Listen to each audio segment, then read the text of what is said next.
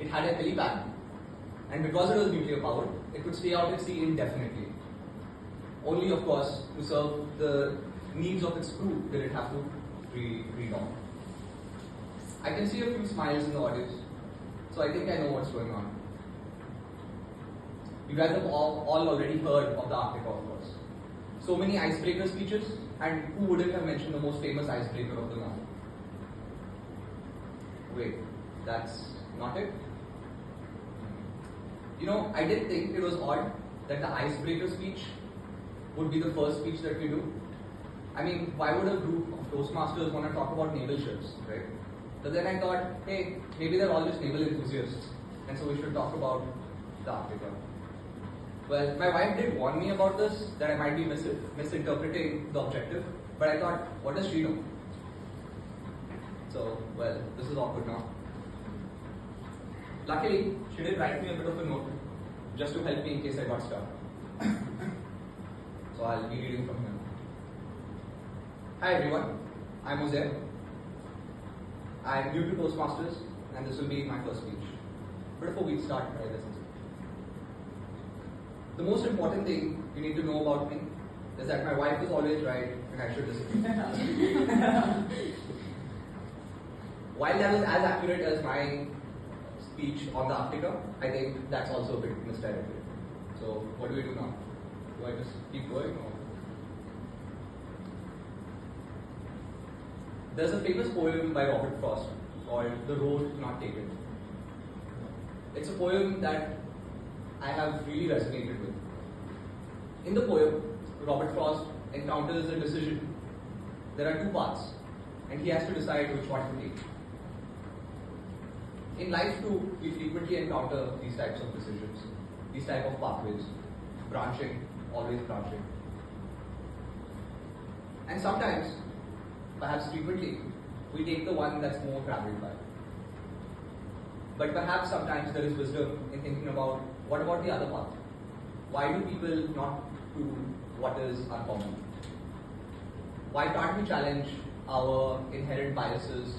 Why can't we challenge what is the basis of our thinking? I found that this approach, personally, has been quite helpful.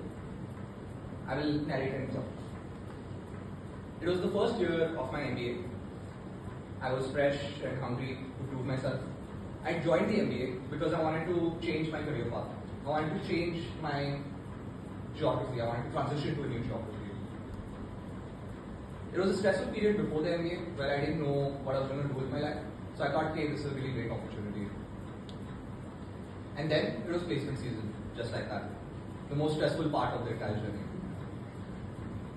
I was standing outside a room, waiting to go inside for a group discussion. There was about 10 of us in total. If any of you have been in a group discussion, they can be very lopsided, unpredictable.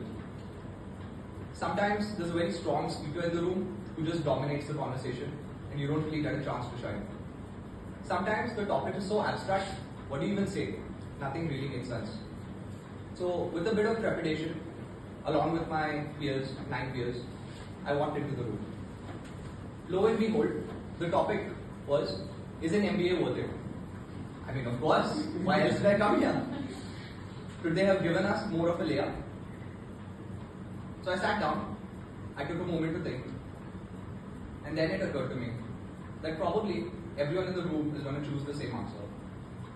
We're all going to argue the same points, and none of us is going to be the wiser for it. So I thought, perhaps this is a time to take a contrarian approach. I decided I will claim boldly that no, the MBA is not worth it. It's been an absolute waste of time and of money. At the end of that group discussion, the evaluator of that session came up to me and said, hey, thanks for doing that. We've done the same topic 3 times today, and you're the first person who's taken that approach. So it really helped enlighten all of us on the pros and cons of the MBA. When I stepped out of the room, my peers too thanked me, because in arguing with me, in proving why an MBA is worth it, they managed to dig deeper into their own points and really get to the crux of what it is that provides value within the MBA. I think sometimes when you question fundamentally what are the beliefs, what are the approaches that we're taking, why do we do things always in the same way, We sometimes come up with really unique answers, and we sometimes really end up valuing what it is that we learn along the way. We understand where the true value in things lies. I would urge all of you to also perhaps take a contrarian approach every once in a while. I will end by a few lines from the poem by Robert Frost.